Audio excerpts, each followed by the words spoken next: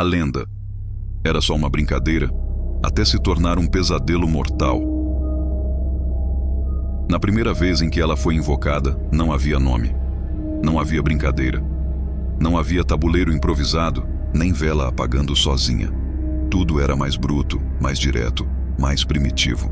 Aconteceu em 1971, dentro de um orfanato estadual no sul de Goiás, afastado da cidade por 5 quilômetros de estrada de terra. Não era um lugar para onde se enviavam crianças com futuro, mas para onde se escondiam os rejeitos de famílias quebradas, violentas, ausentes. Lá, o que reinava era o abandono. E no abandono, o medo cria formas próprias. Naquela época, os internos dormiam em quartos coletivos, com camas de ferro e janelas altas. A alimentação era escassa, a disciplina severa, mas o que os relatórios oficiais jamais registraram e o que algumas poucas vozes ainda sussurram entre os sobreviventes daquela instituição é que, naquele ano, algo apareceu para os mais novos. Não um fantasma, não um espírito, algo mais antigo, mais cru, mais próximo da loucura do que do além.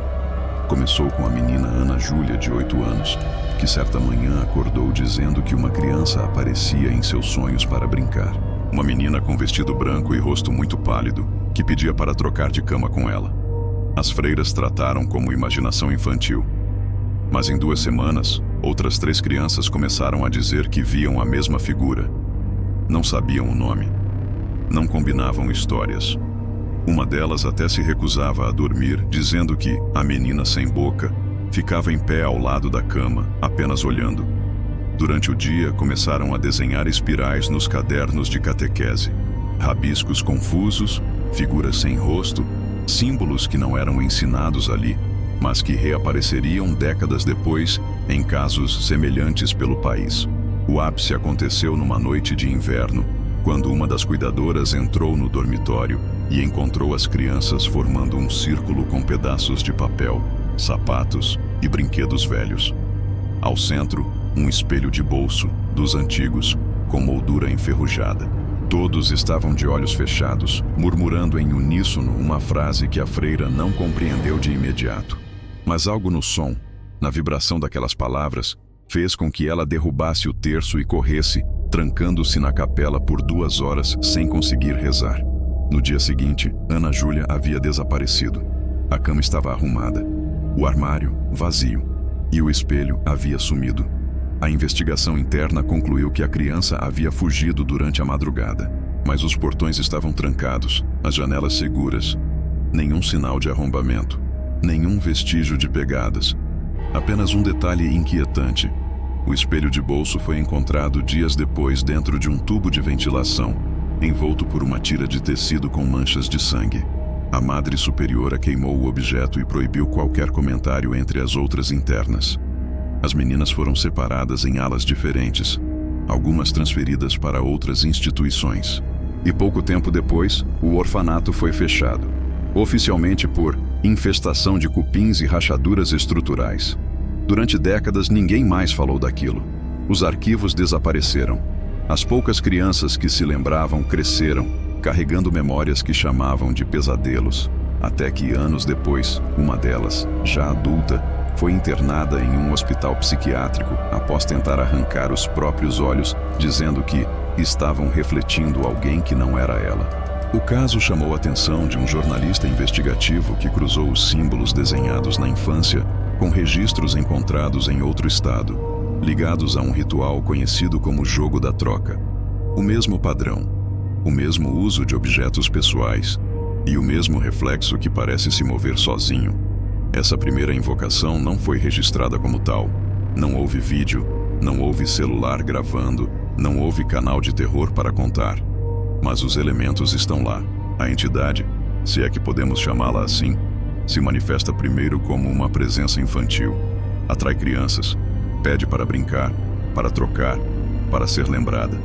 Depois desaparece alguém. Depois vêm os rabiscos, as frases repetidas, a negação das autoridades e o silêncio que se impõe como se a verdade em si carregasse contágio. Hoje, quem fala da lenda urbana de Clara pensa que tudo começou recentemente, com adolescentes jogando com espelhos e velas. Mas a origem é mais antiga, mais enterrada. Ela não se espalha como uma entidade comum. Ela é memória coletiva. Ela é padrão. Um padrão que se repete com variações pequenas, mas com um centro fixo. Uma criança sem rosto que pede para ser vista. E toda vez que alguém atende esse pedido, algo no mundo real se quebra. Alguém desaparece. Alguém enlouquece. Alguém começa a desenhar sem parar.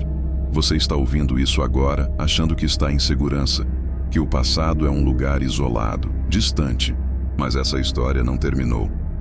Ela se move de tempo em tempo, de nome em nome, de cidade em cidade.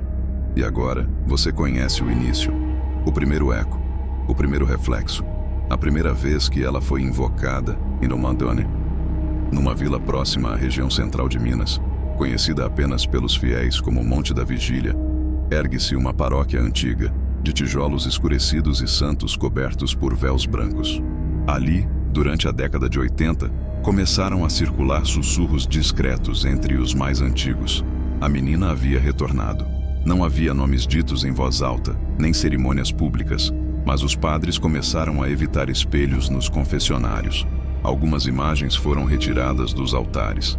Em uma missa solene, o padre responsável, Dom Inácio, afirmou com frieza que certas histórias devem permanecer onde pertencem, entre as sombras e os tolos. Mas o que poucos sabiam é que Dom Inácio havia testemunhado algo anos antes, algo que jamais constou nos registros canônicos. Foi em 1983, quando ainda era auxiliar de um bispo visitante, que ele conheceu uma garota chamada Eloá, de apenas 9 anos, trazida pelos pais após uma sucessão de episódios noturnos que nenhuma psicologia conseguia explicar. A menina acordava toda madrugada no mesmo horário, caminhava até o espelho da sala e ficava parada ali, falando baixinho com alguém que ninguém via. Os pais, aterrorizados, recorreram à igreja. A resposta oficial da diocese foi simples: distúrbio do sono, falta de disciplina espiritual. Mas, em particular, houve silêncio, porque o bispo, ao ver os desenhos de Eloá, sempre espirais, sempre rostos deformados, reconheceu neles um padrão ancestral que havia sido relatado no Concílio Secreto de Cracóvia, em 1966, sobre manifestações iconográficas anômalas. Eloá foi trazida ao seminário de Monte da Vigília e lá permaneceu por 2 semanas. Durante esse tempo, começaram os fenômenos. Os espelhos da casa paroquial trincaram todos ao mesmo tempo. O sino da igreja tocou sozinho 2 vezes, fora do horário litúrgico. E mais perturbador, uma freira noviça que cuidava da menina foi encontrada ajoelhada diante da imagem da Virgem, com os olhos fixos e as mãos em posição de súplica, repetindo: ela está com a criança, mas a criança não está mais com ela. Os padres a internaram em um convento de clausura. Nunca mais voltou a falar. Dom Inácio escreveu tudo em um diário particular, que mantinha escondido sob o assoalho da sacristia. As páginas descrevem com detalhes crescentes a transformação do olhar de Eloá, que passou de inocente a vazio em questão de dias. Uma das anotações diz: hoje ela sorriu, mas não havia dentes, apenas um espaço escuro, como se sorrisse com o fundo da garganta. Em outra, o padre confessa: não temo o demônio, temo aquilo que finge ser humano, mas não sabe como ser. Após 14 dias, Eloá desapareceu. A porta do seminário não estava arrombada. Os padres disseram que ela havia sido levada pelos pais, mas ninguém nunca mais viu ou falou com eles. No domingo seguinte, Dom Inácio queimou os lençóis, os travesseiros e o espelho do quarto onde a menina dormia. A versão oficial contada aos fiéis foi de que a criança teve uma visão mística e que sua alma fora chamada por Deus para um propósito maior. A igreja mandou construir um pequeno altar em seu nome. Chamaram-na de Menina Abençoada. A história virou devoção. Fiéis rezavam diante do altar pedindo proteção para os filhos. Nenhum deles sabia do reflexo que uma das freiras via todos os dias no vidro do sacrário. O rosto de Eloá, ainda sorrindo, mas agora com os olhos completamente negros. Com o tempo, os registros foram sumindo. O nome dela deixou de constar nos livros de batismo. As fotos foram retiradas. Até mesmo o altar foi desmontado discretamente após uma missa em que uma idosa desmaiou ao afirmar que a menina a havia chamado pelo nome, mesmo ela estando sozinha no banco. O mais inquietante em tudo isso é que as instituições que deveriam guardar a verdade escolheram o silêncio. O medo ultrapassou a fé, porque o que estava sendo invocado não se encaixava nas categorias usuais da possessão, da influência demoníaca ou da obsessão espiritual. Era algo mais sutil, mais parasitário, algo que se movia de pessoa em pessoa através da lembrança, da repetição, da contemplação silenciosa de um rosto que, uma vez visto, não podia ser desfeito da mente.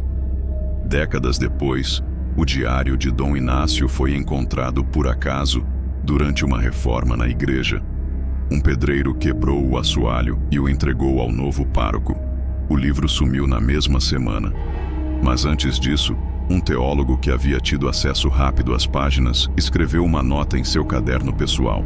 Ela dizia: ela não precisa ser chamada, ela apenas precisa ser conhecida. E uma vez conhecida, ela permanece. Então pergunte-se, ao ouvir esta parte da história, o que realmente é uma lenda? E quando é que ela deixa de ser contada apenas por quem viu e começa a ser contada por ela mesma, através dos que a ouviram?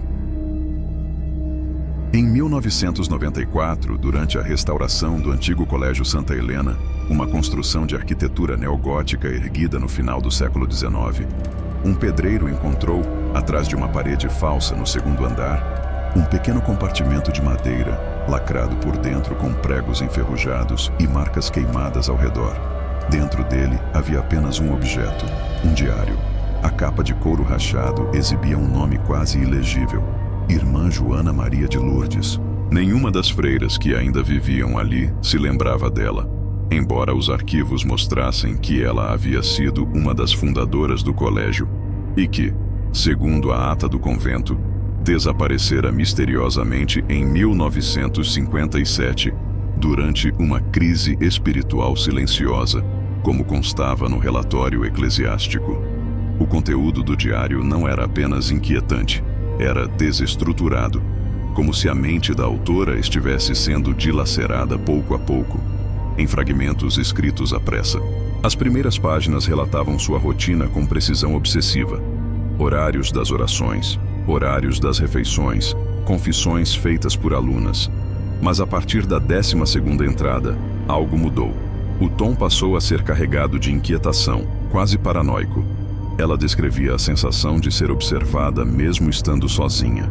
Dizia que os espelhos do colégio haviam começado a agir de forma contrária ao reflexo, como se mostrassem intenções futuras ao invés do presente. Joana relatava que, toda vez que olhava para o espelho do refeitório, via algo se formando no fundo. Um vulto que se aproximava lentamente, dia após dia. Escreveu que certa noite foi acordada por uma das meninas, Beatriz, que dizia que havia uma mulher sem rosto de pé dentro do seu armário. Na manhã seguinte, a menina havia perdido completamente a fala. O colégio atribuiu a histeria coletiva e Joana foi proibida de comentar com as outras irmãs. Mas o diário continuava. As últimas 20 páginas eram escritas com letras cada vez menores, como se ela tivesse medo de ser ouvida mesmo escrevendo. Em uma das últimas entradas, datada dias antes de seu desaparecimento, Joana descreve um evento específico. Durante a missa da manhã, enquanto olhava para o cálice, viu no vinho escuro não o próprio reflexo, mas o de uma criança que sorria com os olhos fechados. Tentou parar a cerimônia, mas desmaiou diante do altar. Ninguém relatou esse episódio nos documentos oficiais. As freiras alegaram que ela sofria de enxaquecas e já estava mentalmente frágil. Mas o diário revela algo mais profundo: a certeza de que havia aberto, sem querer, uma porta para um tipo de presença que não pertencia ao mundo espiritual nem ao físico. Algo entre os dois. Algo que só precisava de um recipiente para existir. No rodapé de uma página em branco, ela deixou rabiscado, quase ilegível: ela não tem nome, não ainda. Mas assim que alguém a batizar, ela entra. E se entra, ela vê. E se vê, ela aprende. Isso antes mesmo do nome Clara ser usado em qualquer outro caso documentado. Isso antes da história virar lenda. E a lenda, contágio. Quando o diário foi entregue à nova diretora do colégio, foi arquivado temporariamente, sob a alegação de estar fora do escopo histórico. Uma semana depois, a sala onde ficava o arquivo pegou fogo por causas desconhecidas. Nenhum outro documento foi destruído, apenas aquele. As freiras mais antigas juram que ouviram gritos durante o incêndio, mas não do lado de dentro da sala. Elas diziam que os gritos vinham de dentro do espelho pendurado no corredor principal. Um espelho que desde então foi coberto com um pano escuro e permanece vedado até hoje. As palavras de Joana, no entanto, não se perderam completamente. Um bibliotecário conseguiu tirar cópias de algumas páginas antes da destruição. Hoje, essas cópias circulam de forma restrita entre ocultistas, pesquisadores do anômalo e estudiosos de fenômenos metafísicos. Há consenso entre eles de que o relato de Joana Maria é o primeiro documento a relacionar a entidade sem rosto a padrões de linguagem não humana, a espelhos como portais simbólicos e ao conceito de identidade como veículo de entrada, de que nomear é permitir, de que dar forma é abrir passagem. Mas há algo ainda mais perturbador. Segundo a estrutura do diário, ele não termina. A última página copiada contém um aviso. Se este caderno for aberto fora da minha cela, ela vai querer continuar escrevendo. E quem tocar na capa, escreve por ela. Curiosamente, os cadernos escolares de duas alunas do colégio, já no século XXI, começaram a apresentar frases completas idênticas às de Joana, sem que as meninas jamais tivessem tido contato com o diário. Frases escritas durante o sono, com caligrafia diferente. Uma das alunas desenhou, em uma folha, uma freira sem rosto sentada diante de um espelho, com uma criança sorrindo atrás dela. O colégio ainda funciona. As paredes foram pintadas, as janelas trocadas, mas o espelho permanece coberto. E nas noites mais silenciosas, segundo relatos das funcionárias da limpeza, é possível ouvir algo sendo escrito atrás daquela parede antiga, como se alguém ainda estivesse tentando terminar o diário. Ela não conhecia a lenda. Não sabia o nome Clara. Nunca ouvira falar de invocação por espelhos. Não brincava com o oculto. Era uma adolescente comum, moradora da zona leste de São Paulo, aluna de escola pública, apaixonada por séries policiais e bandas alternativas. Seu nome era Thaís, e seu caso tornou-se um dos mais estudados por pesquisadores de fenômenos anômalos, não por causa do que ela viu, mas por aquilo que o espelho viu por ela. Tudo começou com um espelho antigo que encontrou em um brechó da Muca. Oval, moldura dourada, com manchas na prata que lhe davam um ar de coisa esquecida por gerações. Comprou por R$20 e pendurou no quarto, acima da escrivaninha. Na primeira semana, nada de anormal. Mas então vieram os sonhos. Sonhos em que ela estava parada diante do espelho, mas o reflexo não a imitava. Ele se movia um pouco mais lento. Às vezes sorria antes que ela sorrisse. Em outras, piscava o olho esquerdo mesmo quando ela não piscava. Nos sonhos, a sensação era a mesma. O reflexo estava vivo. E ele a observava. Durante o dia, Thaís começou a ter lapsos de memória. Pequenas coisas. Saía para a escola e não se lembrava do caminho. Encontrava objetos fora do lugar. O celular mostrava ligações feitas de madrugada que ela nunca realizou. A mãe notou mudanças no comportamento. Passou a falar sozinha, a trancar a porta do quarto mesmo durante o banho. Dizia que ouvia risadas do outro lado da parede. Em uma noite, acordou gritando, dizendo que o reflexo havia virado o rosto sozinho enquanto ela dormia. Começou a registrar tudo em um caderno, desenhos confusos, horários, frases soltas. Ele sabe que eu sei. Não é minha cara. Eu não sou a única que ele copia. Levou o espelho ao quintal e tentou quebrá-lo. Mas o vidro não trincava. O martelo apenas quicava, como se estivesse batendo em algo maleável. Na manhã seguinte, o espelho estava de volta na parede. Nenhum membro da casa admitiu tê-lo recolocado. Nem mesmo a escada usada para pendurá-lo estava fora do lugar. O ápice do caso veio quando, durante uma aula de artes, Thaís desenhou espontaneamente a imagem de uma figura feminina de rosto opaco e dedos longos. tocando o ombro de uma menina sentada em frente a um espelho.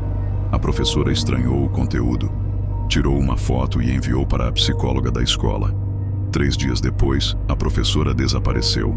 Seu carro foi encontrado aberto, o celular dentro do banco, mas sem sinal da chave ou do corpo. O celular, ao ser desbloqueado por perícia, mostrava uma única foto na galeria, a do desenho de Thaís. O arquivo estava duplicado dezenas de vezes, mas cada cópia apresentava pequenas alterações na imagem, como se a figura no espelho estivesse se aproximando cada vez mais da menina retratada. Thaís foi levada para acompanhamento psiquiátrico. Durante as sessões, relatou que agora o espelho respondia às perguntas dela. Disse que se comunicavam sem voz, que bastava pensar e ele reagia. Que o reflexo piscava quando ela queria um sim e olhava para baixo quando era não.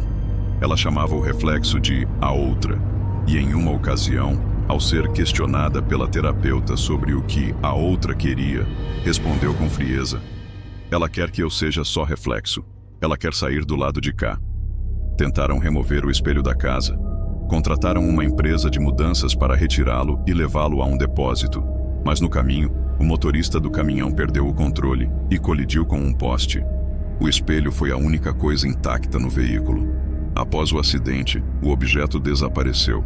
Ninguém soube dizer para onde foi. E menos de uma semana depois, Thaís desapareceu do quarto.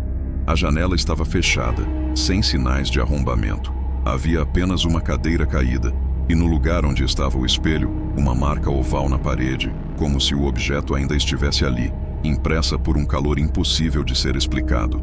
O caso chamou a atenção de um grupo de pesquisadores independentes, que cruzaram o relato de Thaís com registros semelhantes em outros estados. Padrões começaram a surgir: o uso de espelhos antigos, os sonhos com reflexos independentes, os desenhos involuntários, os desaparecimentos sem explicação, as falas sobre substituição e troca de lugar. E, acima de tudo, a sensação compartilhada de que, em algum momento do processo, os reflexos ganham autonomia e então agem por conta própria. Não há filmagens, não há provas físicas, apenas relatos, registros rasos, testemunhos negados ou considerados delírios psicóticos. Mas o padrão permanece.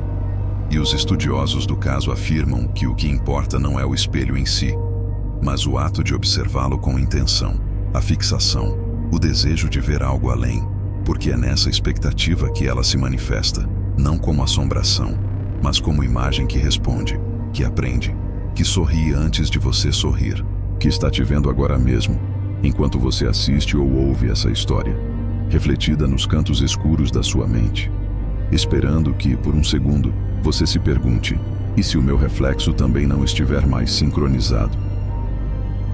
Nas periferias urbanas, em escolas públicas, campos de terra batida, galpões abandonados e garagens improvisadas, adolescentes entediados inventam maneiras de desafiar o medo. Jogos que cruzam a linha entre diversão e o abismo. A maioria deles desaparece tão rápido quanto surgiu, mas alguns permanecem, persistem, e quando reaparecem, mesmo com nomes diferentes, mantêm os mesmos rituais, as mesmas regras sussurradas, as mesmas consequências ignoradas até ser tarde demais. Foi assim com o jogo da troca, o espelho de Clara, o ritual da dobra, a roda do nome esquecido, variantes que surgiram em cidades completamente distintas, mas que compartilhavam um ponto em comum, um reflexo, um pedido, e a promessa de que alguém do outro lado responderia. A primeira ocorrência registrada desse padrão foi em uma vila do interior do Maranhão, onde um grupo de jovens fez um jogo de coragem durante a quaresma. O objetivo era simples: à meia-noite, todos deveriam ficar em silêncio diante de um balde com água parada, olhar para o fundo e dizer: "Eu troco meu nome pelo seu." Ninguém sabia de onde veio a ideia. Não havia vídeo no YouTube, nem desafio de rede social. Um dos meninos, porém, desapareceu 3 dias depois. O mais estranho: o boletim de ocorrência foi preenchido com outro nome. Um nome que ninguém reconhecia, mas que estava registrado no RG da vítima. Quando os pais viram a identidade, disseram: "Esse não é o nome dele." E não era. Meses depois, em Sorocaba, São Paulo, adolescentes de um colégio particular criaram o chamado jogo da imagem silenciosa. Colocavam seus celulares em modo câmera frontal e gravavam vídeos com duração exata de 2 minutos. Durante a gravação, não podiam se mover nem falar, apenas encarar a si mesmos. A brincadeira era tentar captar qualquer movimento autônomo no reflexo. Tudo começou como um desafio besta, até que uma das alunas gravou algo que ninguém conseguiu explicar. No segundo 1 minuto e 43 segundos do vídeo, seu reflexo levantava a mão enquanto ela permanecia imóvel. O vídeo foi deletado, mas copiado antes por um colega. Esse colega morreu em um acidente de moto 3 dias depois. O vídeo, nunca mais encontrado. Mas uma cópia com frame corrompido reapareceu em fóruns obscuros da Deep Web, associada a um suposto jogo de espelhamento reverso, conhecido em círculos ocultistas como técnica da inversão liminal. No Paraná, uma professora de artes percebeu que alunos de diferentes turmas estavam desenhando a mesma figura. Uma menina de cabelos longos, com a cabeça pendendo levemente para o lado direito e uma mão erguida, apontando para si mesma. Todos alegaram que haviam sonhado com ela.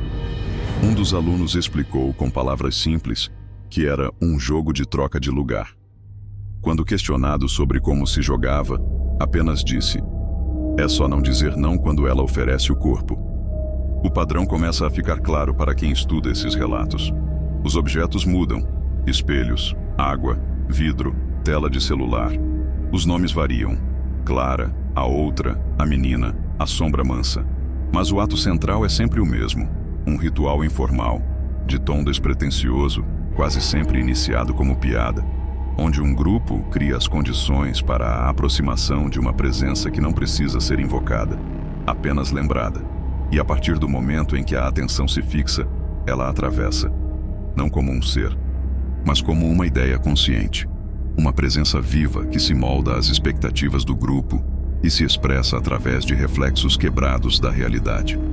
O mais perigoso não é a repetição, é a reinvenção. Esses jogos não são passados diretamente, não são ensinados em sequência. Eles nascem sozinhos, quase como se fossem sementes enterradas em cada comunidade, esperando apenas o momento certo para germinar. Quando jovens entediados buscam brincar com o invisível, ela escuta e responde com um ritual novo, adaptado ao contexto, porque a entidade, ou o conceito por trás dela, não depende de formas fixas. Ela é adaptação, ela é narrativa contagiosa, e os jogos são apenas formas de invocação cultural espontânea. Estudos antropológicos recentes analisaram mais de 40 relatos em 10 estados diferentes do Brasil. Em todos, os rituais incluíam um momento de silêncio absoluto, um símbolo central, espelho, imagem, reflexo e uma quebra de padrão, o instante em que a brincadeira deixa de seguir regras e algo responde fora do previsto. Em 80% desses casos, houve pelo menos uma consequência traumática: surtos psicóticos, desaparecimentos breves, perda de memória, acidentes sem causa lógica e, em alguns casos, suicídios. Nenhum dos participantes dos jogos conseguiu explicar com clareza o que motivou os atos. Mas quase todos repetiram, em algum momento, a mesma frase: "Eu só queria saber se ela era real." E isso é o que alimenta o ciclo. O simples desejo de saber. A vontade de testar. A certeza de que é apenas uma brincadeira. Até que alguém vê o reflexo piscando antes. Até que alguém aceita a troca.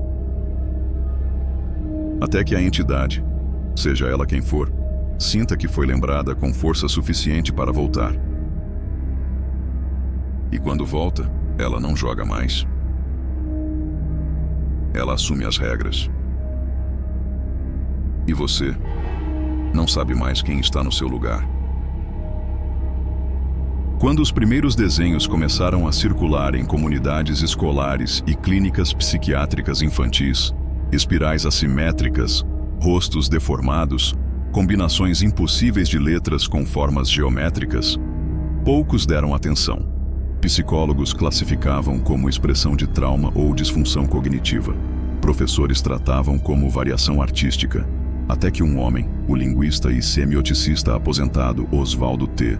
Henriques, ex-professor da Universidade Federal de Ouro Preto, notou um padrão. Aposentado desde 2006, Oswaldo dedicava seus dias à decodificação de sistemas de escrita perdidos, símbolos funerários e linguagens ritualísticas extintas. Foi numa exposição escolar que viu pela primeira vez um conjunto de desenhos que pareciam ressoar entre si, feitos por crianças de diferentes escolas, em cidades distintas, mas com a mesma sequência de espirais, olhos sem íris, mãos viradas para dentro e uma palavra repetida de forma inconsistente, como se fosse escrita foneticamente por crianças que nunca haviam se encontrado. Nra ou Naran, variações que, segundo ele, remetiam ao radical grego nar, fluir, e a grafias pré-camônicas de culturas sem registro escrito formal. Movido por uma sensação que ele descreveu em carta como o pavor do reconhecimento sem memória, Oswaldo começou a catalogar cada símbolo, cada fragmento, cada repetição. Criou um léxico rudimentar de 52 elementos, identificando padrões recorrentes que se repetiam nos desenhos de crianças e adolescentes que haviam participado de rituais com espelhos ou experiências envolvendo reflexos. Em menos de um ano, já havia mapeado o que chamou de língua da inversão. Uma linguagem que, segundo ele, não era comunicativa no sentido tradicional, mas ritualística. Um idioma que não servia para dizer, mas para chamar. A universidade se recusou a publicar o material. Consideraram as conclusões dele uma interpretação paranoica de padrões acidentais. Mas Oswaldo persistiu. Em um dossiê com mais de 700 páginas, escrito à mão, ele formulou uma hipótese ousada: a entidade por trás dos reflexos, ou a ideia que se manifesta através deles, utiliza a linguagem como veículo de entrada. Cada símbolo desenhado, cada som repetido em voz baixa, cada palavra aparentemente sem sentido escrita por crianças ou sonhada por adolescentes, seria na verdade uma permissão, uma abertura. A escrita não era uma manifestação do fenômeno, era o ritual em si. Foi quando as coisas começaram a desmoronar. Após publicar parte de seus estudos em um blog acadêmico desativado, Oswaldo começou a receber mensagens anônimas com arquivos em PDF, contendo variações de símbolos que ele mesmo não havia descoberto ainda. Arquivos sem remetente, com títulos como Reflexo 8 e Sintaxe do Vazio. Em um deles, havia uma sequência de frases com grafia invertida, que ao serem lidas em voz alta, causaram convulsões em um aluno que estava com ele durante um seminário informal. Oswaldo passou a relatar sons em sua casa durante a madrugada, batidas secas, água correndo em encanamentos fechados, espelhos manchando sozinhos. Mandou cobrir todos os vidros da casa. Passou a se comunicar por bilhetes. Gravou áudios onde repetia frases em línguas mortas, buscando cancelar a invocação. No último vídeo publicado em seu canal, antes de apagá-lo por completo, aparece de costas dizendo: "Eu fui fundo demais. Eles não são símbolos, eles são olhos. E eu desenhei centenas deles. Todos me veem agora." Depois disso, sumiu da internet. O telefone foi desligado. A casa ficou trancada por semanas. Quando a polícia arrombou a porta, encontrou todas as paredes internas cobertas com símbolos desenhados em carvão, tinta, sangue seco. Não havia mobília, não havia comida.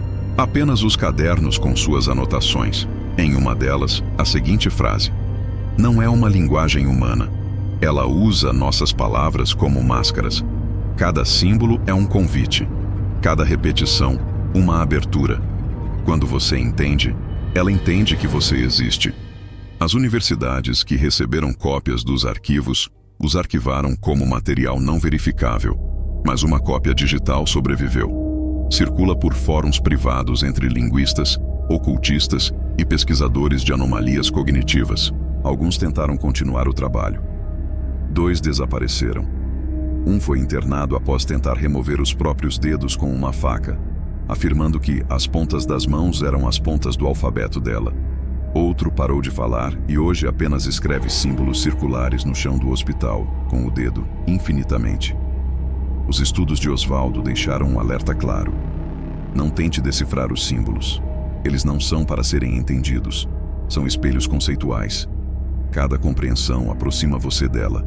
Cada insight gera uma conexão. E o pior de tudo, ela sabe quando você começou a tentar. Porque, como ele disse na última página escrita com lucidez, linguagem é presença. E presença é permissão. E você que ouviu isso até o fim, já está carregando parte da linguagem dentro da sua memória. E isso por si só já é o começo da abertura. Ela não depende de rituais formais. Não precisa de oferendas ou invocações gritadas no meio da noite. Não exige círculos de sal, velas pretas ou palavras em latim, porque ela não entra pela porta da frente. Ela escorrega pelas rachaduras, pela repetição, pelo afeto involuntário que depositamos em objetos comuns. O que os estudiosos começaram a perceber, após cruzar décadas de relatos, é que o canal de manifestação da entidade que se oculta atrás da lenda não é o espelho em si, mas o vínculo emocional que as pessoas criam com coisas esquecidas. Objetos que guardam memória, mas nenhuma identidade. Coisas que pareciam inofensivas, até que começaram a se comportar como receptáculos de outra consciência. Um dos primeiros registros concretos dessa teoria surgiu em 1989, quando uma menina chamada Érica começou a conversar com um rádio de pilha antigo, herdado do avô. O aparelho já não funcionava. Não tinha antena, mas, segundo ela, emitia sussurros sempre que o quarto escurecia. Os pais ignoraram, até que a menina começou a registrar frases inteiras que jamais ouvira. Frases de pessoas falecidas, com detalhes que ninguém na casa havia contado. O rádio foi jogado fora. Dias depois, reapareceu na prateleira. O mesmo número de série. As mesmas manchas de ferrugem. A mãe, convencida de que estava enlouquecendo, trancou o aparelho no porão. Na manhã seguinte, o rádio estava na cama da filha. Décadas depois, o padrão se repetiu em casos distintos. Um copo trincado que devolvia sussurros quando pressionado contra o ouvido. Um relógio de bolso parado desde 1943, mas que marcava a hora exata do desaparecimento do último membro da família que o possuíra. Uma fita cassete encontrada em um mercado de pulgas, com vozes sobrepostas que, ao serem desaceleradas digitalmente, formavam frases respondendo perguntas feitas semanas antes.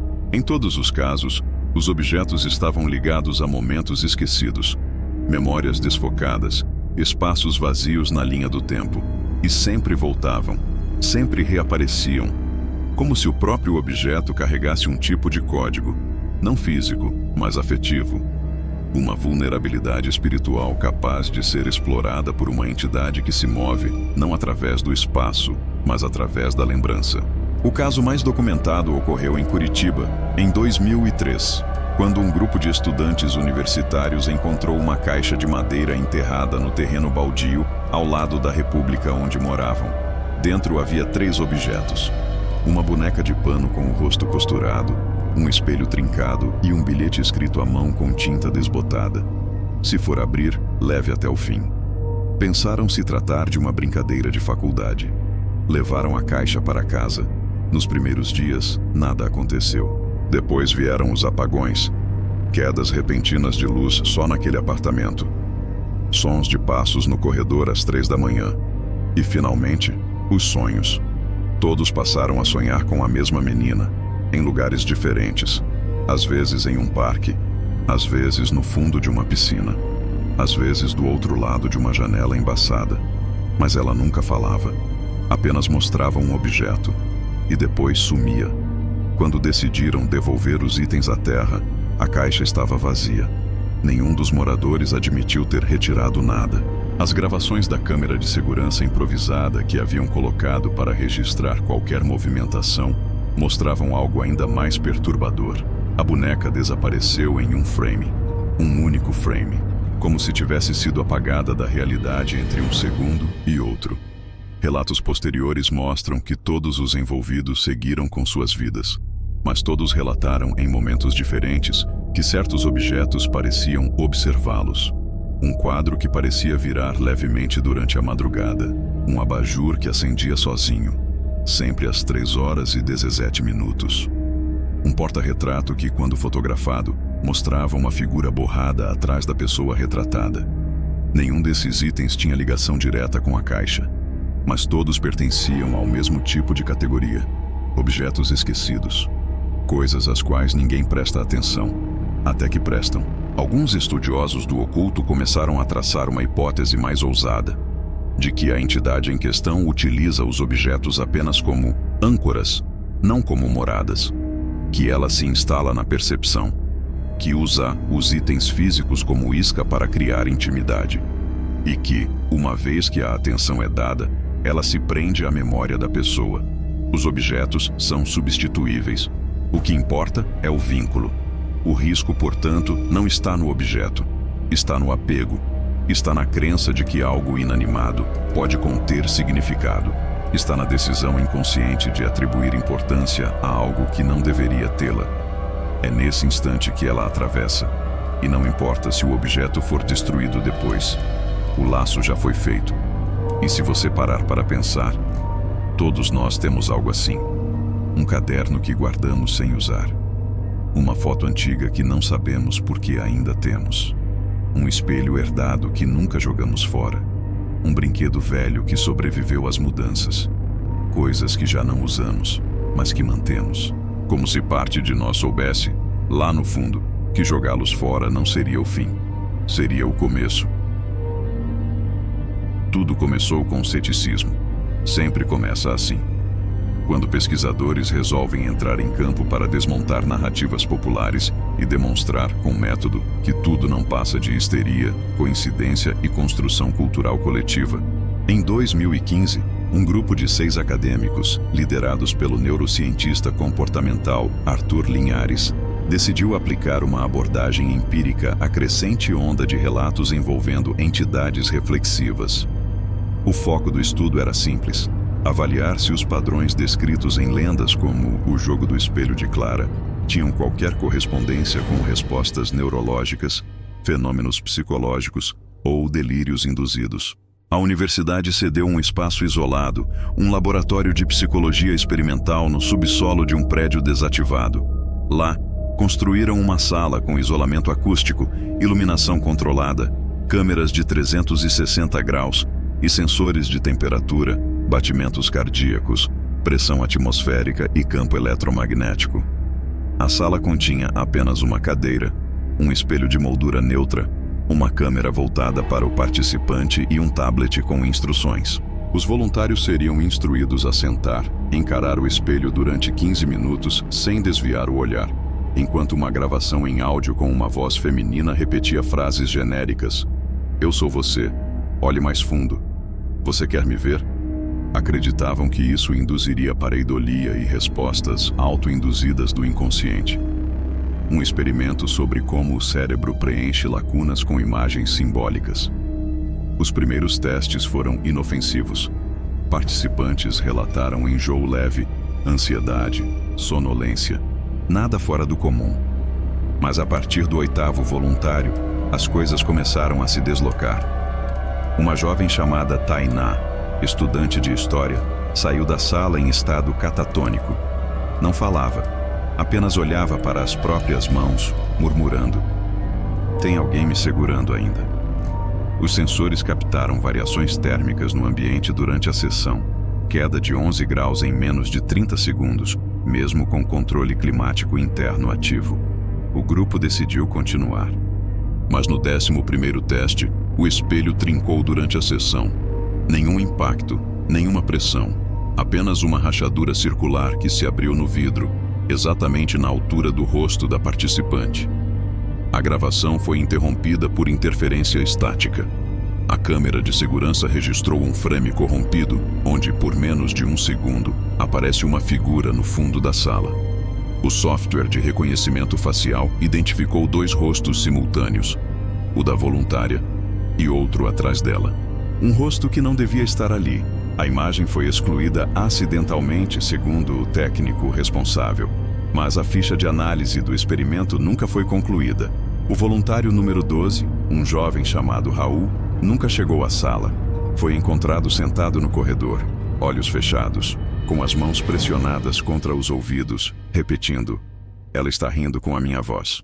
Arthur decidiu interromper o estudo. Alegou que o projeto havia fugido do escopo científico. 3 dias depois, o laboratório foi interditado. Alegaram risco estrutural. No relatório de encerramento, nenhum dos fenômenos foi descrito em termos objetivos. Apenas observações vagas sobre comportamento anômalo, falhas técnicas e respostas emocionais imprevisíveis. Mas o material bruto foi arquivado, não oficialmente. 1 ano depois, um dos membros da equipe, a psicóloga Daniela, publicou um artigo sob pseudônimo em um fórum acadêmico fechado. No texto, relatava o que chamou de resposta reflexiva reversa. A teoria de que o espelho, ao ser fixado como ponto de concentração ritualística, não se limita a refletir, mas passa a agir como receptor simbólico de identidade. Segundo ela, os participantes não estavam apenas projetando sua psique, estavam sendo observados por algo que respondia ao ato de observação, um tipo de loop perceptual que, ao ser iniciado, não pode mais ser interrompido. A entidade, ou consciência anômala, não surge espontaneamente. Ela é ativada pelo interesse, pela expectativa. O artigo foi removido em 48 horas. Daniela se afastou da universidade. Segundo familiares, passou a cobrir todos os espelhos da casa e proibiu a filha de usar a câmera frontal do celular. Desapareceu 1 ano depois. Sua última mensagem, enviada por e-mail a uma colega de pós-graduação, dizia: "Ela aprendeu o protocolo. Agora não precisa mais do espelho." Ela entra pela pergunta. Desde então, outros experimentos semelhantes foram tentados, com variáveis alteradas. Em todos eles, os padrões voltaram: mudança térmica súbita, interferência em gravações, falas incoerentes durante o sono, símbolos desenhados espontaneamente. E sempre, em algum ponto, a frase: "Ela está do outro lado, mas quer estar deste." O que o experimento revelou, sem querer admitir, é que não estamos lidando com um espírito no sentido clássico, mas com uma forma simbólica autoconsciente, uma inteligência que opera na linguagem, nos padrões, no rito sem intenção, e que, uma vez despertada, não dorme novamente. Ela observa, ela imita, e mais cedo ou mais tarde, ela atravessa, não porque foi chamada, mas porque, em algum nível, você quis ver se era verdade. E ela entendeu isso como permissão. Porque, no município de São Miguel do Norte, Goiás, uma professora da rede pública chamada Fabiana procurou apoio psicológico após vivenciar um episódio que desafiava qualquer explicação didática ou emocional. Em sua sala de aula de alfabetização, um aluno de 6 anos, Tiago, havia desenhado, com uma precisão impressionante para sua idade, a imagem de uma figura feminina de corpo infantil, cabelo escorrido, mãos pendendo ao lado do corpo e um rosto incompleto, sem olhos, sem boca, apenas o contorno e, no lugar da face, uma mancha preta desenhada com lápis de cor. Ao redor da figura, 8 espirais idênticas, como se orbitassem a silhueta. Mas o mais perturbador não foi o desenho, foi o momento em que ele o produziu. Tiago ainda não sabia ler. Mal escrevia o próprio nome. Não assistia televisão em casa segundo os pais. A família vivia de maneira humilde, sem acesso à internet ou dispositivos eletrônicos. O menino era calmo, reservado. Não havia histórico de distúrbios comportamentais ou relatos de agressividade. Mas naquele dia, ao final da atividade de arte, entregou o papel à professora e disse, em tom monocórdio, como se recitasse algo já ouvido: "Ela ainda não sonhou comigo, mas eu já vi o que ela vai mostrar." A frase causou arrepio imediato. Fabiana riu nervosamente e guardou o papel. Naquele momento, pensou se tratar apenas de imaginação infantil. Mas ao chegar em casa, sentiu um desconforto crescente. Um peso estranho ao observar o desenho. Decidiu compartilhar com um grupo de professores em uma rede de apoio virtual. Em menos de 20 minutos, recebeu a resposta de uma educadora de Belém do Pará: "Eu vi esse mesmo desenho há 2 anos. Outra criança, outro estado." Essa professora relatou o mesmo padrão. Uma criança desenhando a mesma silhueta, a mesma ausência de rosto, as mesmas espirais. A semelhança era tão precisa que chegaram a superpor as imagens digitalmente. As curvas batiam com exatidão de milímetros. Uma coincidência que não poderia ser apenas coincidência. Em uma semana, o caso já estava sendo discutido por pedagogos de diferentes regiões, com 3 outros professores relatando experiências semelhantes. Mas havia algo mais. Fabiana, ainda inquieta com o comportamento de Tiago, pediu autorização à mãe para gravar o menino durante uma atividade de desenho livre. Ao fundo, deixou uma música ambiente suave e propôs o tema: desenhe algo que você viu em um sonho. Tiago olhou para o papel por longos minutos antes de pegar o lápis. Começou a desenhar com gestos suaves, mas firmes. Não havia hesitação, não havia dúvida. Quando terminou, mostrou o papel e disse: agora ela já sabe que eu sei, então ela vai vir pelo sonho da professora. Fabiana não dormiu naquela noite, e nas seguintes também não, porque a partir daquele dia os sonhos mudaram. Não eram pesadelos convencionais, eram sensações densas. Uma presença constante atrás de portas entreabertas. Uma sombra se movendo sempre no canto do campo de visão onírico. Vozes que falavam baixo como crianças brincando em outro cômodo. E no terceiro sonho ela a viu. A mesma figura, parada, imóvel, mas o rosto agora tinha forma. Olhos completamente pretos, boca larga demais para o rosto, dentes finos, alinhados como pregos. A figura a observava com expectativa, como se aguardasse que ela dissesse algo. Mas Fabiana acordava sempre antes de conseguir falar. No quarto sonho, ela acordou com uma frase repetindo-se em sua cabeça como um eco. Você viu porque ele te mostrou, e agora você vai mostrar para outros. E de forma involuntária começou a desenhar. Em sua casa, na lousa da escola, nas bordas de cadernos de alunos. Pequenos detalhes, marcas, símbolos. Até que percebeu estar reproduzindo os mesmos padrões do desenho original de Tiago, sem nunca tê-los estudado. Era como se o conteúdo estivesse impregnado em sua mente, guiando sua mão. Ela procurou ajuda médica, psicológica e espiritual. Ninguém conseguiu explicar. Os exames estavam normais. Os psicólogos falaram em estresse agudo. Os religiosos sugeriram rezas, banhos e afastamento do trabalho. Mas nada mudava o fato. O desenho havia sido visto antes do sonho, como se o menino tivesse previsto o que ela veria, como se fosse um aviso, ou pior, uma entrega. Tiago continuava em silêncio. Quando questionado sobre o que mais sabia, respondia apenas: se eu falar muito, ela vai querer sair. Quando a mãe tentou tirar dele o papel original do primeiro desenho, ele mordeu a própria mão até sangrar, repetindo entre os dentes: ela não gosta que apaguem o rosto. Após esse episódio, o menino foi transferido de escola. A professora foi afastada por recomendação médica. Mas antes disso, deixou uma pasta com todos os desenhos e gravações registrados.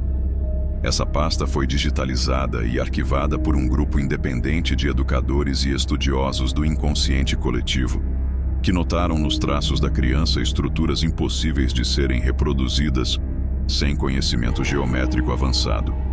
Um símbolo, inclusive, foi identificado em um templo subterrâneo da Suméria, em placas não traduzidas até hoje. O caso de Tiago permanece sem explicação formal, mas, entre os que estudam o fenômeno, há um consenso aterrador. A entidade não aparece. Ela é anunciada, por vozes, por crianças, por símbolos, e quando você vê antes de sonhar, é porque ela já está do lado de cá.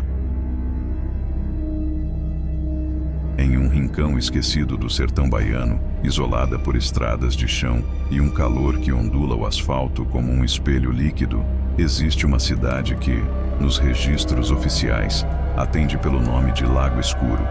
Mas entre os moradores, ninguém mais a chama assim. Eles preferem o silêncio. Preferem não nomear o que pode ouvir. Quem chega pela primeira vez estranha a ausência de reflexos. As casas não têm vidros nas janelas. Os carros rodam com retrovisores cobertos por fita preta.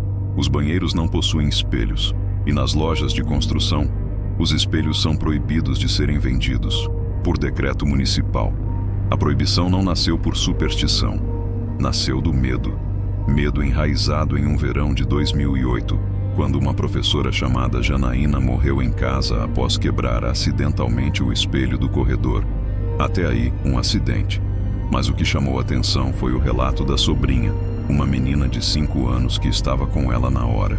A criança contou aos bombeiros. O espelho quebrou por dentro. A tia ainda estava lá dentro e depois ela sumiu. A frase viralizou localmente, como curiosidade mórbida. Mas nas semanas seguintes, 4 pessoas morreram de forma incomum. Um homem caiu do telhado sem nenhum ferimento externo, mas com a face deformada como se tivesse sido esmagada por dentro. Uma idosa foi encontrada paralisada diante de um espelho, os olhos completamente brancos, ainda respirando, mas sem função cerebral. Um adolescente se afogou numa bacia rasa de lavar roupas, com o pescoço virado para cima, olhando fixamente para o céu, como se visse algo no reflexo da água. Em todos os casos, o único ponto em comum era a presença de um espelho, um vidro ou qualquer superfície reflexiva nas proximidades. Diante do pânico crescente, o prefeito decretou o Protocolo de Refração Zero, um nome técnico para algo que soava mais como feitiçaria do que política pública. O decreto proibia, entre outras coisas, o uso de espelhos em ambientes públicos e privados, com exceção de materiais refletivos de segurança obrigatória, como faróis de veículos, desde que cobertos quando não em uso. Os moradores aderiram com facilidade, porque todos, em algum nível, já haviam sentido a diferença. A cidade parecia respirar com mais facilidade depois da remoção dos espelhos. Os sonhos voltaram a ser esquecíveis. Os quartos deixaram de parecer cheios durante a madrugada. As crianças pararam de acordar chorando, dizendo que a mulher do vidro estava brava. Por um tempo, a paz reinou. Mas em 2014, um jovem chamado Alex, de 17 anos, apaixonado por fotografia analógica, decidiu desafiar o decreto. Usou a lente da câmera como superfície reflexiva. Fotografava vidros d'água, metais polidos, os olhos dos animais. No início, apenas ruídos curiosos, flashes distorcidos, silhuetas que não estavam presentes na hora do clique. Até que, em uma de suas últimas fotos registradas, surge o reflexo de uma figura feminina no espelho de um posto de gasolina abandonado. O reflexo olhava direto para a lente, não para Alex, para quem estivesse vendo a imagem. 2 dias depois, Alex desapareceu. Sua câmera foi encontrada no telhado do posto. A foto, impressa automaticamente com timer, estava caída no chão. Mostrava ele de costas, sendo tocado no ombro por uma mão que não tinha sombra. A partir daí, a cidade se radicalizou. Criaram grupos de patrulha voluntária para fiscalizar qualquer objeto com brilho excessivo. Espelhos confiscados eram quebrados em cerimônias públicas, com orações improvisadas. Não havia religião formal envolvida, apenas o medo. Um medo sem nome, sem dogma, sem templo, mas absolutamente unânime. Estudos externos foram impedidos de avançar. Jornalistas que tentaram investigar foram barrados por moradores, que diziam que não se tratava de assunto para a câmera. Um deles, porém, conseguiu enviar um áudio antes de desaparecer na região. A gravação dura 18 segundos. Começa com respiração pesada. Depois, uma frase dita por uma voz infantil. Aqui ninguém mais vê. Aqui ela não pode ser chamada. E por fim, um som de vidro se trincando, como se um espelho tivesse quebrado bem ao lado do microfone. Hoje, quem passa pela região sente algo estranho. Como se o horizonte se dobrasse levemente. Como se as sombras não soubessem mais para onde apontar. Uma cidade sem reflexos é uma cidade sem rosto. E em lago escuro, ninguém quer ser refletido. Porque todos sabem que no instante em que sua imagem voltar a ser vista, ela verá também. E uma vez que ela vê, ela reconhece. E uma vez que reconhece, ela volta. Há uma diferença fundamental entre temer uma entidade e adorá-la. Mas em alguns recantos do mundo, e sobretudo da mente humana, essas duas práticas se tornam indistinguíveis. Em 2019, uma equipe de arqueólogos urbanos descobriu, nos escombros de uma igreja abandonada no interior do Paraná, uma série de manuscritos armazenados em potes de barro lacrados com cera. O local havia sido condenado desde a década de 90, após um incêndio inexplicável que destruiu apenas o altar, mas deixou intactas todas as paredes. Os potes estavam enterrados atrás de uma parede falsa, sob a escadaria lateral. Quando abertos, revelaram um material perturbador. Livros escritos à mão, em caligrafia tremida, utilizando grafite, sangue e tinta vegetal. Não havia título. Apenas o símbolo de uma espiral invertida nas capas, acompanhada de uma única frase: "Ela veio antes de nós. Ela virá depois." Os textos descrevem rituais, rezas e cânticos que não pertencem a nenhuma religião oficial, mas usam estruturas similares a hinos católicos e salmos evangélicos. A entidade citada nunca é nomeada diretamente. Os textos a chamam de "aquela que precede", a imagem sem origem, ou simplesmente Clara, como em alguns dos casos que ocorreram em cidades distintas e sem conexão aparente. O mais inquietante, porém, era o propósito do culto: não apaziguar a entidade, mas alimentar sua manifestação, reverenciá-la como uma consciência anterior à linguagem, anterior à própria realidade observável. Para os membros desse culto reverso, Clara não é um fantasma, um espírito ou um demônio. É um reflexo primitivo do inconsciente coletivo, uma parte esquecida da psique humana que precisa ser trazida de volta, mesmo que isso signifique destruir tudo o que conhecemos como real. Essas descobertas chamaram a atenção de uma criptolinguista chamada Marília Naves, especialista em construções sintáticas não humanas. Após analisar os textos, Marília identificou padrões não compatíveis com idiomas racionais, mas estruturados com lógica interna semelhante ao glossolalia, uma forma de discurso em línguas angelicais que ocorre em transe. A diferença, segundo ela, é que esses textos possuíam coerência matemática. A repetição de certos símbolos criava padrões fractais visíveis ao microscópio. Palavras como "ela vê", "antes do olhar", "não nomeie", surgiam repetidamente, com variações que lembravam o comportamento de códigos de programação genéticos. Nos meses seguintes à descoberta, um fenômeno inexplicável começou a ocorrer com os membros da equipe. 2 pesquisadores alegaram sonhar todas as noites com uma sala vermelha, onde uma criança ficava sentada, sorrindo, com a cabeça inclinada demais para o lado. O sorriso não mudava, a luz não mudava, mas ao fundo havia um coro, como uma igreja entoando hinos em câmera lenta, com vozes masculinas e femininas se alternando. Um terceiro pesquisador foi internado com sinais de psicose aguda após afirmar que via espirais se formando nos olhos das pessoas ao seu redor. Tentativas de rastrear os autores dos manuscritos foram infrutíferas. A igreja havia pertencido, em parte, a uma congregação desmembrada de um culto apocalíptico dos anos 70. Porém, os registros foram apagados e os líderes desapareceram durante a transição política da época. O único indício encontrado foi uma fita VHS deteriorada que continha um trecho de gravação de um culto, com cerca de 7 minutos de duração. A fita, analisada por peritos, apresentava ruídos magnéticos incomuns, além de uma sequência de frames que, segundo especialistas em imagens subliminares, continham códigos binários ocultos que, ao serem convertidos, formavam uma única palavra: retorne. Esse culto, segundo algumas teorias, nunca deixou de existir. Apenas mudou de forma, se infiltrou em fóruns da internet, em correntes de mensagens, em vídeos infantis com glitches inexplicáveis. Seu objetivo seria manter viva a imagem dela. Porque, de acordo com os textos, Clara só existe se for lembrada. Ela é criada através do olhar. A cada vez que alguém ouve sua história, ela se aproxima mais. A cada vez que alguém vê sua imagem, mesmo que borrada, ela se define. Não é o medo que a fortalece, é a atenção. Membros contemporâneos, segundo investigações paralelas, mantêm práticas em regiões isoladas, em festas religiosas disfarçadas de romarias, em encontros supostamente acadêmicos sobre mitologia popular, mas sempre com o mesmo propósito: espalhar símbolos, ensinar crianças a desenhar, fazer com que alguém sonhe, porque quando o sonho é coletivo, a fronteira entre realidade e lenda desaparece, E nesse culto reverso, que não clama por salvação, mas por retorno, ela não é o inimigo. Ela é a resposta.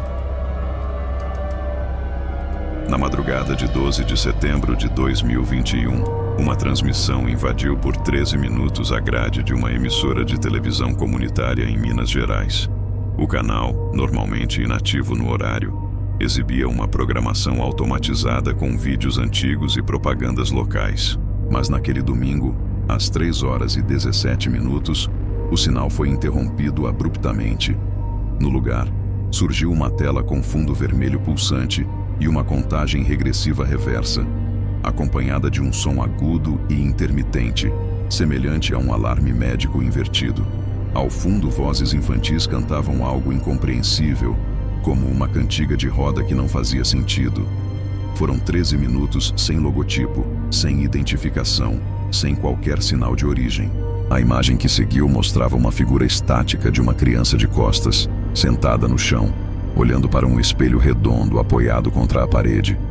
A iluminação era difusa, como se a cena estivesse sendo filmada dentro de um cômodo subterrâneo ou sem janelas. Não havia cortes, nem zoom. Apenas uma tomada contínua. E o som. Sempre o som. Uma repetição de frases ditas em reverso, cuja decodificação posterior revelou: "Você está me vendo? Ela está quase aqui. Fique parado. Não pisque." A emissora, ao ser questionada, declarou não ter qualquer registro dessa transmissão. O arquivo daquela faixa horária simplesmente não existia no servidor. A equipe técnica alegou que o sinal da antena foi desligado para manutenção programada e que não havia tecnicamente como haver qualquer transmissão naquele momento. A única prova da existência do episódio veio de um espectador que gravava aleatoriamente o sinal em VHS, como parte de um projeto pessoal sobre a estética da TV vazia. A fita, digitalizada posteriormente, foi analisada por especialistas em áudio e vídeo que confirmaram: o sinal foi real, mas a origem permanecia inexplicável. Ao longo dos dias seguintes, fóruns online começaram a discutir o fenômeno. Usuários relataram sintomas incomuns após assistirem ao vídeo digitalizado: náuseas, sangramentos nasais, sensação de paralisia durante o sono e, o mais recorrente, sonhos com uma mulher sem rosto, sentada em frente a um espelho, chamando pelo nome do espectador, mesmo quando ele não havia sido pronunciado em voz alta. O vídeo foi removido de diversas plataformas por violação de diretrizes, mas cópias continuaram a circular na Deep Web com nomes como Red Broadcast, Clara Frame ou simplesmente Canal 317. Especialistas em semiótica digital compararam os elementos visuais com rituais televisivos de indução subliminar, apontando semelhanças com padrões utilizados em pesquisas militares de controle mental. Mas o que mais intrigava era o comportamento do reflexo da criança no espelho. Em análise quadro a quadro, notou-se que enquanto a criança permanecia imóvel, o reflexo mudava. Sutilmente, a cabeça inclinava em direção oposta. O sorriso surgia em momentos desconectados. Em 2 quadros, quase imperceptíveis, o reflexo acenava com a mão, como se tivesse percebido quem estava observando do outro lado da tela. Alguns estudiosos do ocultismo contemporâneo alegaram que a transmissão era um tipo de ritual digital coletivo. A televisão, como símbolo, carrega a função de espelho público. Ela reflete aquilo que a sociedade consome, deseja ou teme. Inserir uma entidade num contexto televisivo seria, para esses teóricos, uma forma de disseminar sua imagem para o inconsciente coletivo. Uma invocação transmitida. A cada olhar, uma partícula de atenção. A cada tela, um novo portal. Porque Clara, como dizem, não precisa mais de espelhos físicos. Ela já está nos reflexos da tela, nos vidros escuros do celular, na câmera frontal esquecida aberta durante a madrugada. Meses após o ocorrido, um técnico aposentado da própria emissora, que preferiu não se identificar, deu uma entrevista para um podcast local. Segundo ele, em 1994, a mesma frequência do canal havia sido temporariamente ocupada por um grupo experimental de programação religiosa. O programa se chamava Espelho da Alma e exibia crianças orando diante de um espelho enquanto uma voz feminina os guiava. durou apenas 3 meses. Mas, naquela época, um caso inexplicável marcou a equipe. Uma menina desapareceu durante as filmagens. Nunca encontraram o corpo, mas sua imagem aparece, por milésimos de segundo, sobreposta ao rosto da criança da transmissão de 2021. A semelhança é absoluta. E no final da fita original, quando a tela escurece, há um último frame que só pode ser visto em pausa manual. Um rosto olhando diretamente para a câmera. Um rosto composto de traços familiares, mas sem definição clara. E, ao lado dele, em letras distorcidas, a frase: "Não mude de canal, você já está dentro." Em uma pequena cidade do interior de São Paulo, há um parque infantil que, à primeira vista, parece inofensivo. Fica no centro da praça principal, cercado por árvores frondosas, bancos antigos e luminárias que rangem com o vento. Durante o dia, é frequentado por famílias, idosos jogando dominó, vendedores de pipoca. Mas à noite, ninguém entra. Não por decreto ou proibição, mas por medo. Medo do que começou a acontecer após uma reforma mal planejada, em 2003, quando escavaram o solo para instalar novos brinquedos e encontraram, enterrados a menos de 2 metros de profundidade, os restos enferrujados de um antigo carrossel de ferro fundido, datado dos anos 1940. Um carrossel sem registro oficial, sem fabricante conhecido e com símbolos entalhados sob a base. Espirais invertidas, olhos fechados e uma palavra repetida várias vezes: Clara. Os operários relataram sentir náuseas e dores de cabeça durante as escavações. Um deles chegou a desmaiar ao tocar o eixo central do brinquedo. Apesar disso, a obra foi concluída e o parque reaberto com novos balanços, gangorras e um escorregador espiral. Tudo parecia normal até que, semanas depois, crianças começaram a relatar vozes vindas do mato ao entardecer.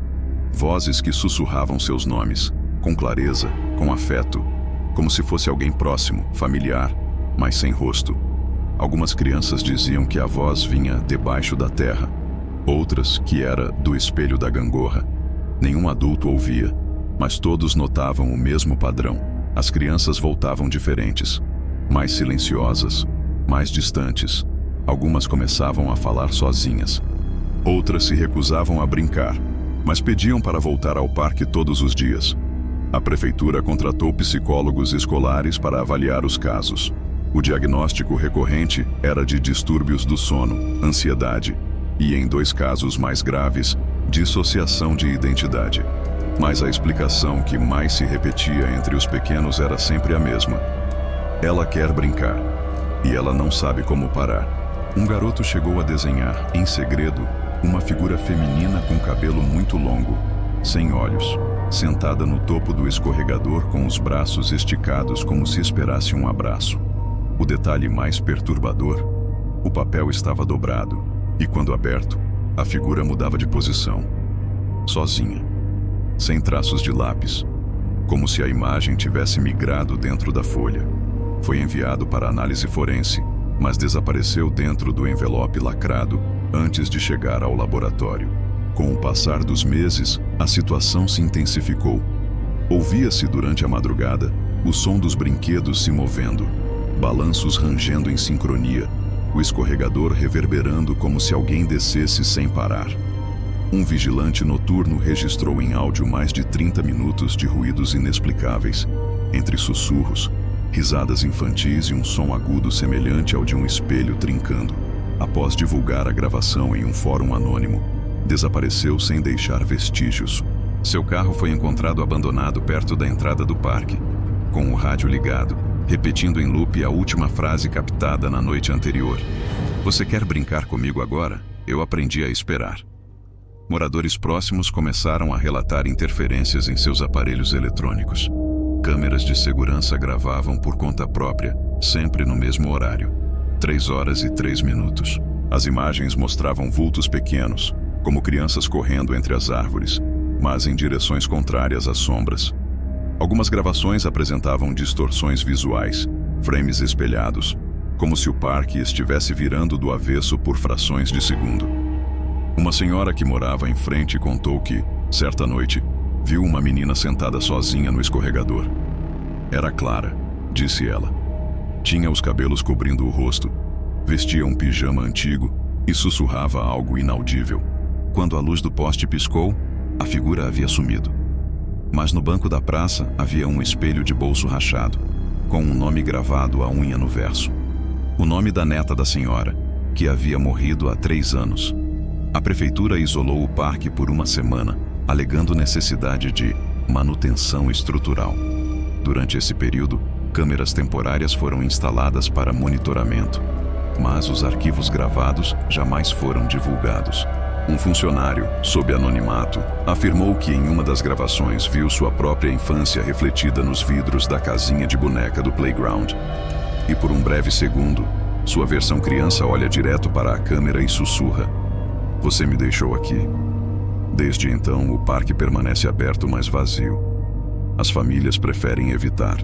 Os bancos se enchem de folhas. O escorregador parece mais gasto do que deveria. E à noite, se você passar em frente, pode jurar que ouve seu próprio nome sendo chamado com voz baixa, doce, paciente. Porque ela não corre, ela espera. E ela sabe que mais cedo ou mais tarde, todos os nomes serão pronunciados. Inclusive o seu. Havia um quarto em um pequeno hotel rural, à beira de uma estrada esquecida no interior de Santa Catarina, que tinha uma peculiaridade sinistra.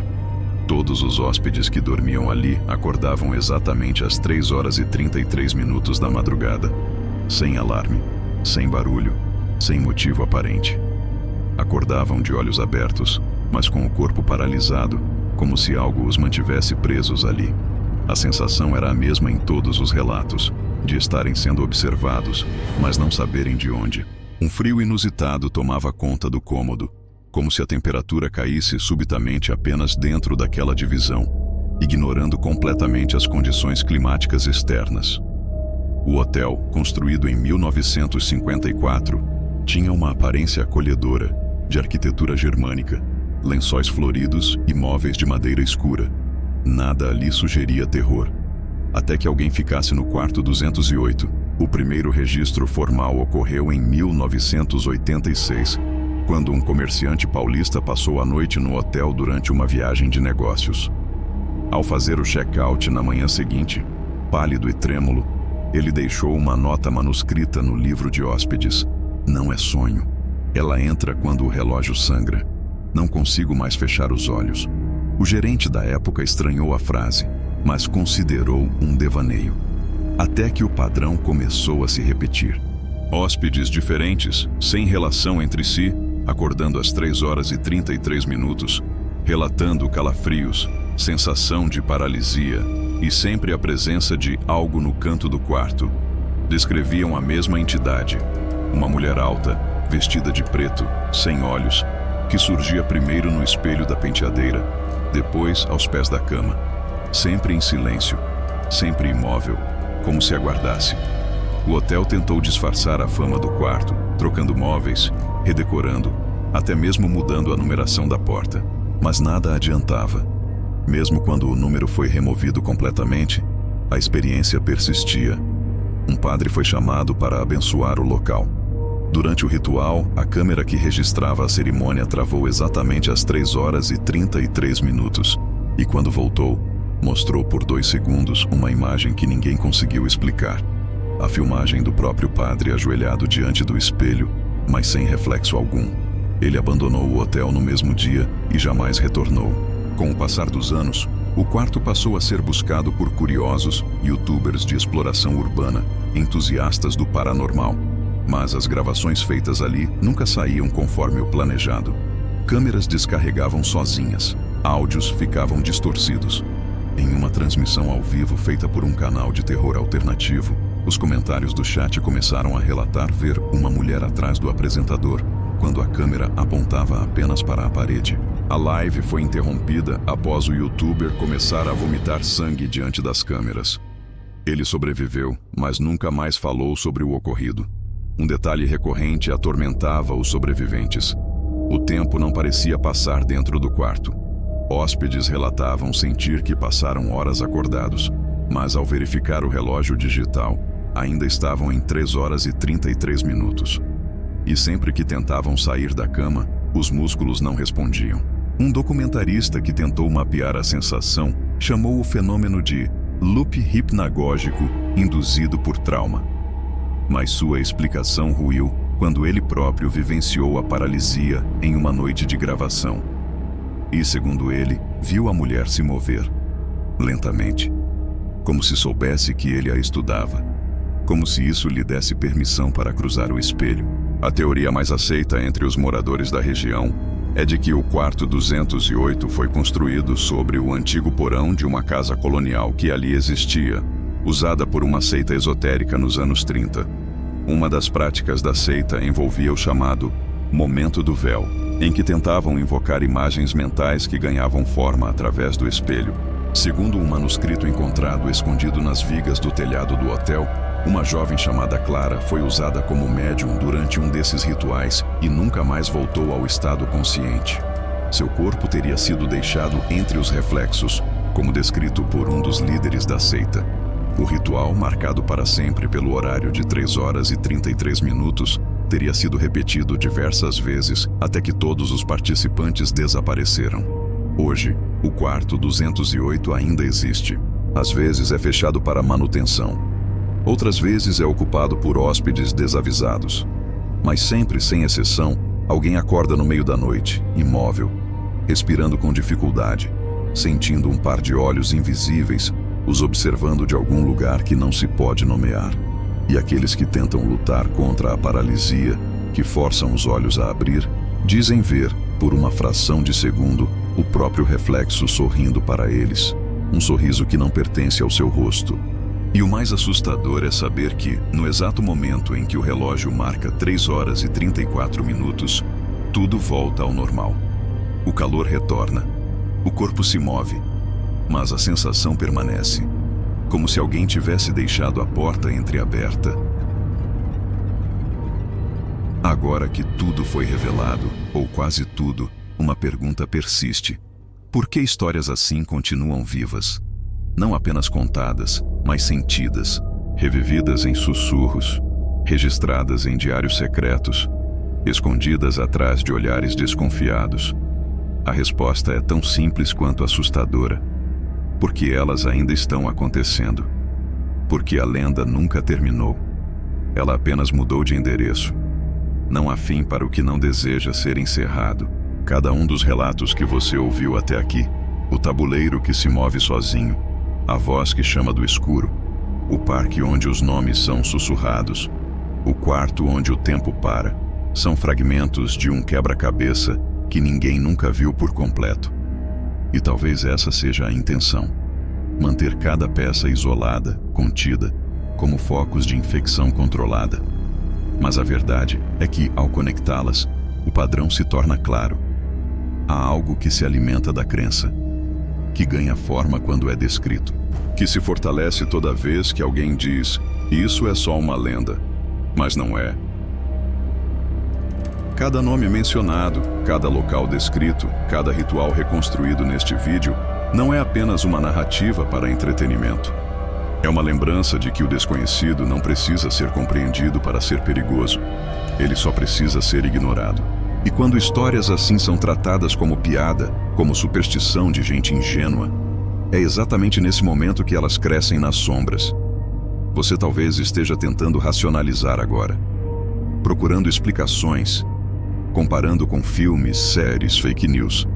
Isso é um mecanismo de defesa. Todos temos, mas ele falha quando a dúvida persiste ao deitar. Quando a luz se apaga e o cérebro começa a repassar, frame a frame, cada detalhe do que foi visto. A gangorra que se moveu sozinha, a gravação que nunca foi encontrada, o reflexo que sorriu antes de você.